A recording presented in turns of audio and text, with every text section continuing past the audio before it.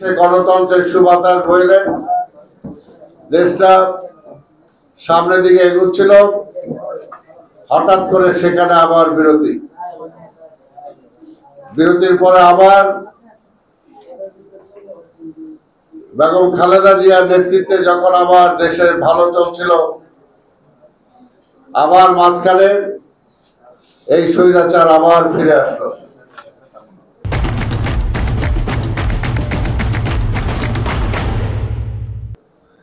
এই ফিরে আসার মধ্য দিয়ে গত 17টা বছর আমাদের জাতীয় জীবন থেকে হারিয়ে গেল। আমাদের প্রত্যেকটা মানুষের চিন্তা করে দেখেন, একটা মানুষের 17টা বছর যদি চলে যায়,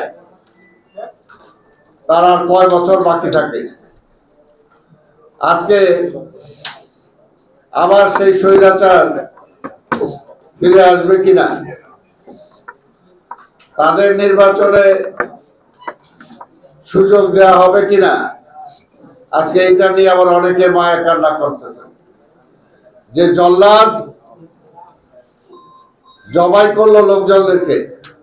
সেই জল্লাদ এখন পর্যন্ত স্বীকার করে নাই যে তারা অপরাধ করেছে, কিন্তু তার দ্বারা যারা বেনিফিশিয়ারি তারা তার জন্য মায়া কান্না কাঁদতেছে। তাকে ফিরে আনতেই হবে, নাহলে নির্বাচন সুস্থ হবে না।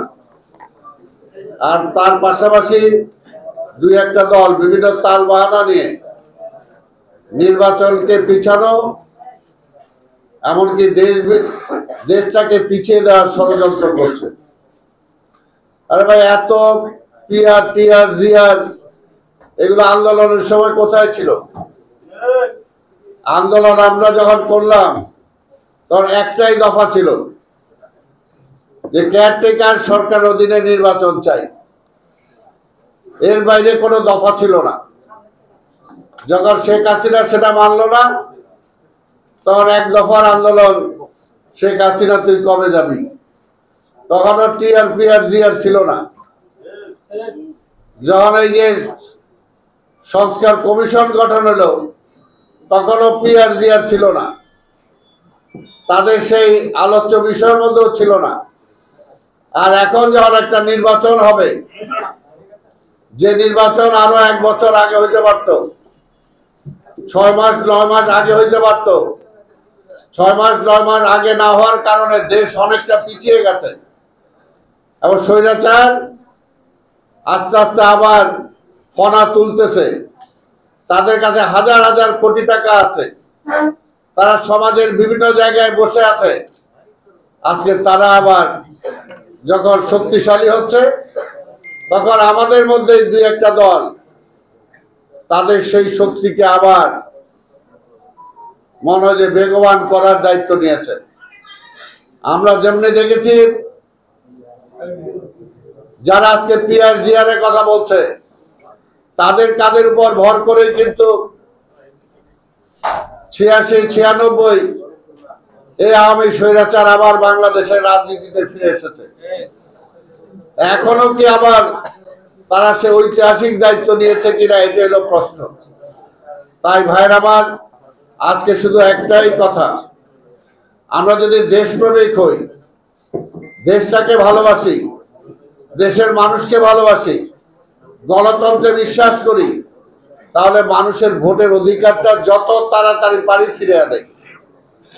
মানুষের ভোটের অধিকারটা ফিরিয়ে দেয়। মানুষ ঠিক করুক মানুষ কাকে চায়। মানুষকে ধানের শীষ চায় নাকি অন্য কোনো মার্কা চায়, মানুষের ঠিক করতে দেন। আপনারা কেন আজকে যে সরকার আছে তার কাছে জবরদস্তি করতেছেন? এটা মানতেই হবে, এটা দিতেই হবে। তারা দেয়ার কে? দেয়ার মালিক জনগণ। সেই জনগণের অধিকার শেখ হাসিনা ছিনায় নিছিল, তারে বিদায় করা হয়েছে। এখন যারা আসছে তাদের একটাই দায়িত্ব, একটা নির্বাচন করে নির্বাচিত সরকারের কাছে ক্ষমতা অর্পণ করা। তারপরে দেশ কিভাবে চলবে না চলবে পার্লামেন্ট ঠিক করবে, নির্বাচিত পার্লামেন্ট ঠিক করবে। সেই নির্বাচন তো আমরা করব না, বিএনপির পক্ষ থেকে নির্বাচন হয়ে যাবে না। আমরা তো বলছি সবাই আসেন, নির্বাচন করেন, তারপর জনগণ যাকে ম্যান্ডেট দেয় সে পার্লামেন্টে যাবে, পার্লামেন্টে যাওয়ার পরে তারা দেশ পরিচালনা করবে। আবার যদি সে ব্যর্থ হয় তাহলে আবার অন্যজনকে আপনারা দিবেন।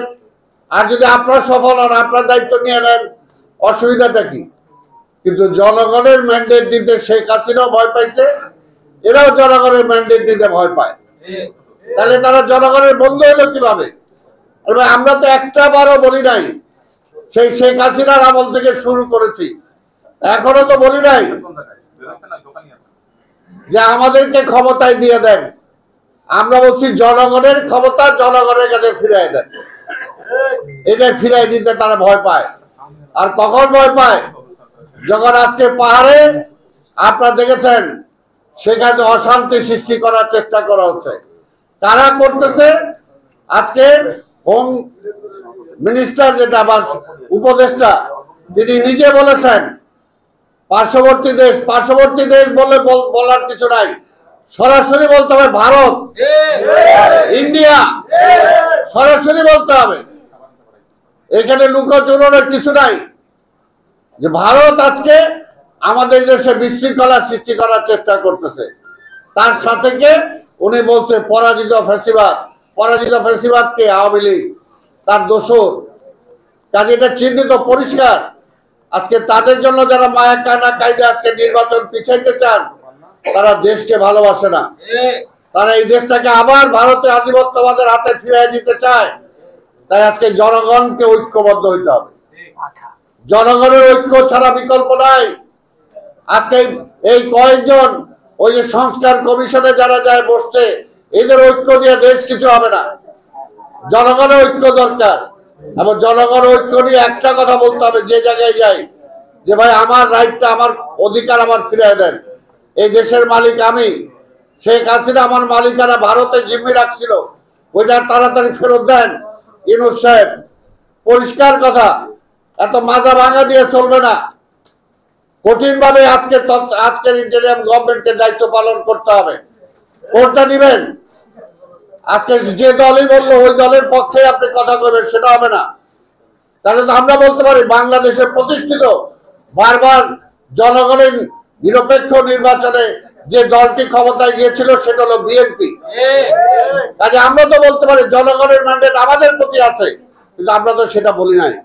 আমরা বলছি জনগণের অধিকার ফিরে দেন।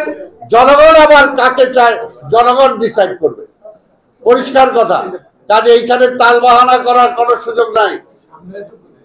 আজকে এই যে সংস্কার কমিশনে যারা আছেন, উপদেষ্টা পরিষদে যারা আছেন, আপনাদের যারা নাকি ক্ষমতা আনছে তারাই বলে আপনারা নাকি সেফ এক্সিট চান। সেফ এক্সিটের কোনো সুযোগ নাই। দায়িত্ব যখন নিছেন নির্বাচন কইলেই বিদায় নিতে হবে। কাজে নির্বাচন করার জন্য আপনার কঠোর হন, কঠিন হন। যে এটা বললো ওইটার জন্য নির্বাচন হবে না, ধমক দেয়। আরে এটা কি মগের মূল্য নাকি? ফেব্রুয়ারিতে বলছে নির্বাচন হবে, নির্বাচন হবে ইনশাআল্লাহ। আর সেটার জন্য যা যা দরকার আজকে জনগণকে নিয়ে দরকার আবার মাঠে নামতে হবে। জনগণকে মাঠে নামাইতে হবে। যারা আজকে ষড়যন্ত্র করতেছে, আমরা আর এই ভারতের আধিপত্যবাদের কাছে দেশ ফিরিয়ে দিতে চাই না।